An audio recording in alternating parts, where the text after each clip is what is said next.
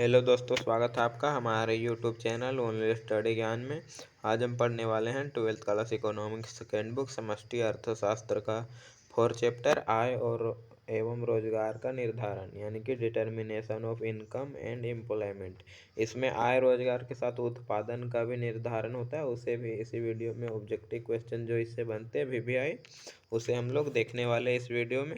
तो आप हमारे वीडियो में अंत तक बने रहे और चैनल को सब्सक्राइब कर ले अगर आप नए होंगे तो। इसमें हमारा पहला ऑब्जेक्टिव क्वेश्चन है, किन्स का गुणक सिद्धांत निम्नलिखित में से किसके बीच संबंध स्थापित करता है। किन्स के द्वारा दो गुणक दिया गया था। मुद्रा गुणक का सिद्धांत जो है निवेश गुणक, तो वह किस चीज़ पे दिया गया था। तो निवेश तथा आय के बीच, आय तथा उपभोग के बीच, बचत एवं निवेश के बीच, इनमें से कोई नहीं। तो जो इसका राइट आंसर होगा वह होगा ऑप्शन नंबर ए, निवेश तथा आय के बीच जो है गुणक सिद्धांत जो है संबंध स्थापित करता था। दूसरा क्वेश्चन देखें हम लोग ऑब्जेक्टिव, तो वह किन्स के सिद्धांत का संबंध है किससे, प्रभावपूर्ण मांग से, उपभोग प्रवृत्ति से, बचत प्रवृत्ति से, इनमें से सभी। तो जो इसका राइट आंसर है वह है ऑप्शन नंबर डी, इनमें से सभी से संबंधित है। तीसरा क्वेश्चन है, आय एवं उत्पादन के संतुलन स्तर पर जो सामूहिक मांग होता है यानी कि समग्र मांग, जो कि एग्रीगेट डिमांड होता है एडी, उसमें वृद्धि होने से जो निम्नलिखित में से किस में वृद्धि होगा। एडी में वृद्धि होने से रोजगार में वृद्धि, उत्पादन में वृद्धि, आय में वृद्धि, तो इनमें से सभी में वृद्धि। तो इसका जो राइट आंसर होगा वह होगा इनमें से सभी में वृद्धि, क्योंकि अगर एडी बढ़ेगा यानी कि जो यह हमारा होता था, यहाँ पे अगर हम लोग बात करें तो यह होता था हमारा एडी और यह हमारा होता था एएस यानी कि सप्लाई वक्र भी इसे बोल सकते थे हम लोग। तो यह हमारा एएस और एडी होता था। तो इस समय जो उत्पादन रोजगार का निर्धारण होता था, आय और उत्पादन रोजगार का, वह यहाँ होता था इस बिंदु पर। तो जब एडी बढ़ जाएगा यानी कि एग्रीगेट डिमांड जब बढ़ेगा हमारा, यानी कि यह ऊपर शिफ्ट हो जाएगा, सीधा एडी डैश हो जाएगा यहाँ। तो जो आय रोजगार और उत्पादन का निर्धारण होता था वह तीनों बढ़ जाएगा। यहाँ से आय रोजगार और उत्पादन का बढ़कर यहाँ तक आ जाएगा। तो यहाँ पे कोई चैप्टर का हमारा नाम है आय एवं रोजगार का, लेकिन उसके साथ उत्पादन का भी निर्धारण होता है। तो तीसरा क्वेश्चन हमारा समझ में आ गया होगा आपको, आशा करता हूँ। चौथा क्वेश्चन हमारा है, एमपीसी का मान होता है, क्या होता है एमपीसी का मान, 1, 0, 0 से अधिक किंतु 1 से कम, या फिर अनंत यानी कि इन्फिनाइट। तो जो इसका राइट आंसर होगा वह होगा 0 से अधिक 1 से कम, यानी कि 0 और 1 के बीच में होता है हमेशा एमपीसी। पांचवा क्वेश्चन देखें हम लोग, एमपीसी बराबर 0.5 है यानी कि हाफ है। तो प्रारंभिक जो और प्रारंभिक विनियोग यानी कि 100 करोड़ है, विनियोग यानी कि निवेश यानी कि इन्वेस्टमेंट। तो अर्थव्यवस्था में कुल आय में वृद्धि कितना होगा। तो जो यहाँ दिया गया 5 करोड़, 100 करोड़, 200 करोड़ और फिर 500 करोड़। तो जो इसका राइट आंसर होगा वह होगा 200 करोड़, क्योंकि जब 100 को और 100 को 0.5 से डिवाइड किया जाएगा तो वह 200 आएगा, आंसर 200 करोड़। छठा नंबर क्वेश्चन हमारा, कौन सा कथन सत्य है इसमें बताना है।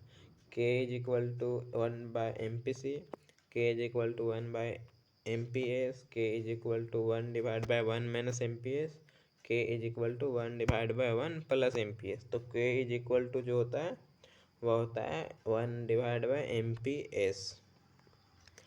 अगर इसे और अच्छा से लिखे तो k is equal to 1 divide by 1 minus MPC होता है। यहाँ पे ऑप्शन नंबर सी होता, लेकिन यहाँ पे MPC होता, तब यहाँ S दिया हुआ था। इसे simply k is equal to 1/S भी लिखा जाता है, स्मॉल s। अगला क्वेश्चन हम लोग देखें 7 नंबर, तो गुणक को निम्नलिखित में से किस सूत्र के द्वारा प्रदर्शित किया जाता है या फिर व्यक्त किया जाता है बताना इसमें। तो k is equal to change in S, change in divide by change in I, k is equal to change in Y divide by change in I, k is equal to I minus S, और इनमें से कोई नहीं। तो जो इसका right answer है वह है option number B, k is equal to change in Y divide by change in I, यानी कि जो गुणक का के होता है उसे वाई में परिवर्तन यानी कि आई में परिवर्तन से निवेश में जो परिवर्तन होता है उसे भाग देकर ज्ञात किया जाता है। अगला क्वेश्चन हमारा 8 नंबर है, किन्स के विनियोग गुणक का विचार निम्नलिखित में से किससे प्राप्त किया, यानी कि विचार जो है किसने प्राप्त किया। तो कान के गुणक, आय गुणक, कान के उपभोग गुणक, कान के रोजगार गुणक और इनमें से कोई नहीं। तो जो इसका राइट आंसर होगा वह होगा ऑप्शन नंबर सी, कान के रोजगार गुणक से। 9वां नंबर क्वेश्चन हमारा, किन्स के विनियोग गुणक का मूल्य निम्नलिखित पर निर्भर है, किस पर निर्भर है। तो जो इसका राइट आंसर होगा वह होगा ऑप्शन नंबर सी, सीमांत उपभोग प्रवृत्ति MPC पर निर्भर करता है, क्योंकि K इज इक्वल टू होता है 1/1 - MPC। तो MPC अगर बढ़ेगा तो जो गुणक है वह घटेगा, और MPC अगर कम होगा तो गुणक जो है वह बढ़ेगा। तो इस तरह निर्भर करता है। अगला क्वेश्चन देखें 10 नंबर, तो किन्स के गुणक को निम्नलिखित में से तत्व प्रभावित कर सकता है। सीमांत बचत प्रवृत्ति, सीमांत उपभोग प्रवृत्ति, A B दोनों, इनमें से कोई नहीं। तो जिसका राइट आंसर होगा 10 का वह होगा A B दोनों। बचत प्रवृत्ति यानी कि MPC तो अभी देख लिया निर्भर करता है, और MPS भी निर्भर करता है MPS पर, क्योंकि K इज इक्वल टू जो होता है वह था 1/1 - MPC, और अगर दूसरी तरह से इसे लिखें और आगे तो 1/MPS भी होता है। MPS जो होता है MPS उसका फॉर्मूला होता है MPS is equal to 1 - MPC होता है।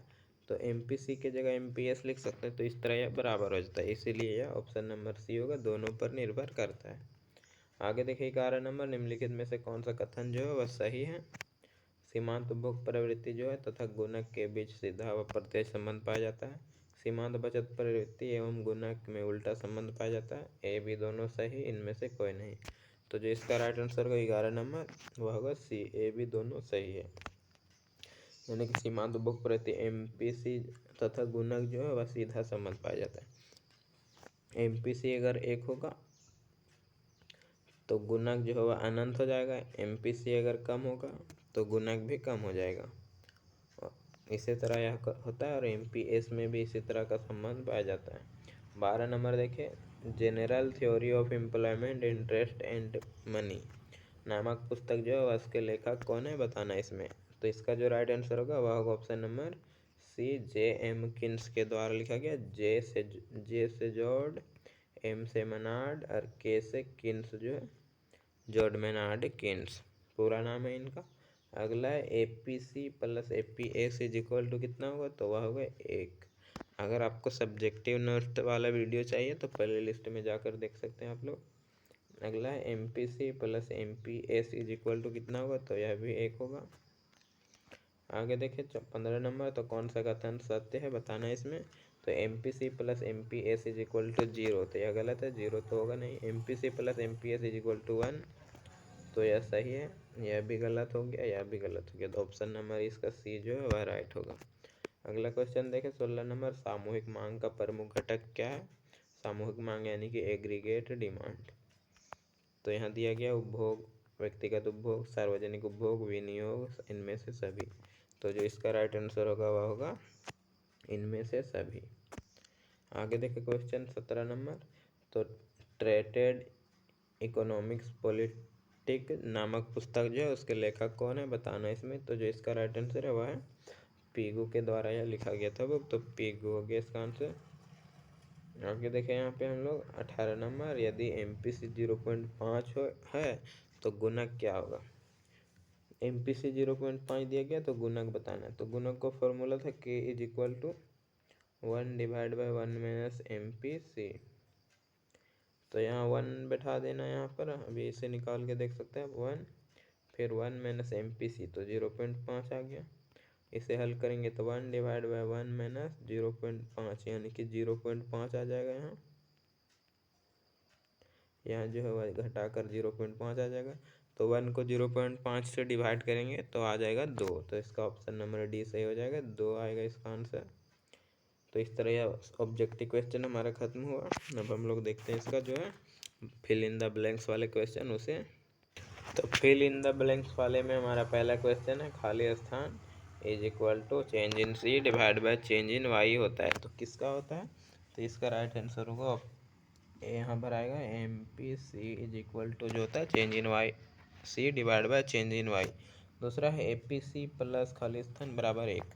तो ए पी सी जो था प्लस ए पी एस होगा divide by is equal to 1 होता था। तीसरा क्वेश्चन हमारा खाली स्थान बचत डिवाइड बाय आय होता है। तो किसका होता है? तो राइट आंसर होगा A P S is equal to जो होता था सेविंग डिवाइड बाय इनकम। तो तीसरा हो गया हमारा। चौथा हमारा क्वेश्चन है गुणक के इज इक्वल टू खाली स्थान होता है। तो क्या होता है? तो गुणक के इज इक्वल टू जो होता था वह होता था change in Y divide by change in I. तो यहाँ पर आ जाएगा चेंज इन वाई। अगला थे पाँचवा, तो के इज इक्वल टू क्या होता था? तो 1 डिवाइड बाय, तो जो के इज इक्वल टू होता है 1 divide by 1 minus M P C पहला हो गया। तो यहाँ एम पी सी हो सकता है। दूसरा होता था 1 divide by M P S, तो कोई भी भर सकते हैं दोनों में। अगला है छठा नंबर, एम पी सी 0.5 है तो गुणक 0.6 है तो गुणक क्या होगा? तो यहाँ बिठा के देख सकते हैं 1 माइनस 0.6 इसका फॉर्मूला पे। तो यह आ जाएगा 1 डिवाइड बाय 0.4 आ जाएगा। और इसे अगर हल करेंगे तो जो आंसर होगा वह होगा 2.5। अगला देखिए क्वेश्चन,